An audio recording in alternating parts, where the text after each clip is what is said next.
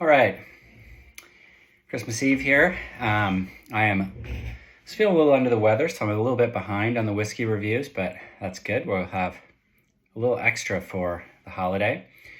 Today we're trying Knob Creek 9-year-old Kentucky Straight Bourbon Whiskey.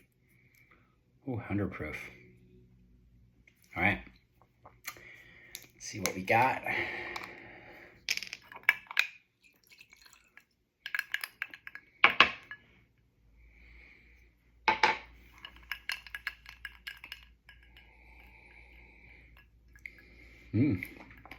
Like the smell. It's got potential.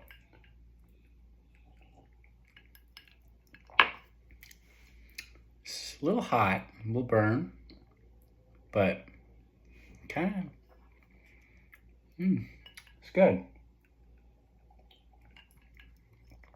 Definitely packs some heat, but the flavor is more to my liking. Not too sweet. It's got just the right balance.